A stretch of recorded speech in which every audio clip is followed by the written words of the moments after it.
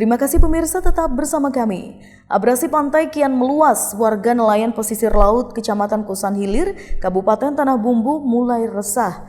Pemerintah kabupaten diminta segera bertindak agar tidak mengganggu aktivitas warga nelayan dalam mencari nafkah.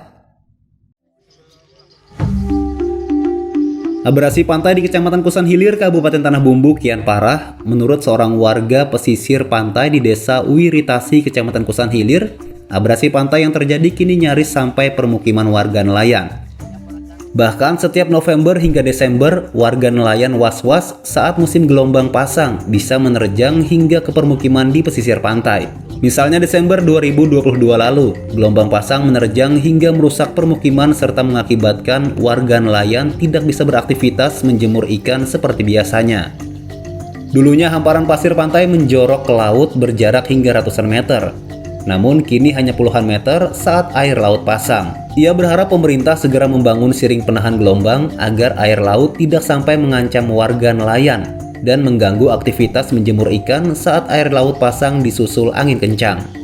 Jadi biasanya kalau lagi gelombang pasang itu ganggu juga Bu aktivitas? Iya, nggak jemur ikan kayak gitu. Itu sering Bu terjadi kayak gitu? Bulan-bulan 11, bulan 12, bulan 1 lah. Pak, Maunya gimana Bu? Minta ini biar disiring atau gimana? Dibel lah biar aman ceritanya, nggak naik lagi air. Sementara itu, anggota DPRD Kabupaten Tanah Bumbu asal dapil setempat, Fawahisah Mahabatan, meminta Pemda menciptakan konsep strategis dalam menjaga pesisir pantai di Kecamatan Kosan Hilir agar tidak kian tergerus abrasi. Misal selain sebagai penahan gelombang juga dibuat agar bisa berfungsi sebagai kawasan budidaya rumput laut atau tambak ikan serta lainnya agar menjadi sumber penghasilan baru bagi mereka. Penanganannya memang pemerintah harus memiliki program khusus menangani dan mengalokasikan khusus ya secara komprehensif sehingga warisan alam ini ya tidak tinggal kenangan. Nah, kita harus membuat konsep mengembalikan masa-masa keindahan dulu Kosan Hilir ini, di mana kita tempat bermain bola, bersepeda, berolahraga di pagi hari. Tapi ini kan tidak ada, hampir tidak ada lagi tempat.